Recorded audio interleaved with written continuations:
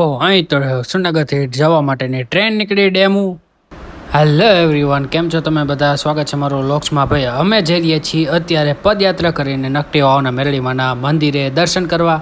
અત્યારે પહોંચી ગયા છીએ વઢવાણ, જે આ છે ધરમ તળાવ, અને બસ ઓલમોસ્ટ હવે રહ્યું છે 8 થી 9 કિલોમીટર. હવે અમે લખતર હાઈવે રોડ ઉપર ચડી ગયા છીએ અને હવે ત્યાંથી અમે વળાંક લઈને જવાના છીએ નકટી વાવના મેરડીમાના મંદિરે. અહીં તો ભાઈ ફૂલ પાણીની સગવડતા છે. જે લોકો પદયાત્રા કરીને જાય તેને પાણીની ફૂલ સુવિધા હોય છે. જે હવે આપણે મેરડીમાના મંદિરે પહોંચી ગયા છીએ અને આપણે હવે પ્રસાદી લઈએ છીએ. આપણે શ્રીફળ નથી લેતા, પણ હવે પેંડા લઈને આપણે દર્શન કરવા જવાના છીએ. આજે તો ભાઈ રવિવાર છે એટલે ફૂલ ટ્રાફિક છે અને દર્શન પ્રમાણે બહારથી કરવા પડે છે, કારણ કે અંદર તો પાણી ભરાઈ ગયેલું છે અને જે મૂર્તિ છે તે મેરડીમાની તે બહાર છે. અંદર ફૂલ પાણી ભરાઈ ગયેલું છે, તમે અંદર જોઈ શકો છો.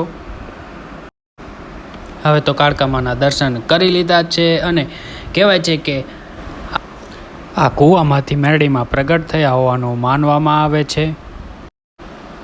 અને આ કૂવો હાલમાં જાળીથી બંધ કરી દેવામાં આવ્યો છે, કારણ કે અહીં બહુ નુકસાન પહોંચે છે.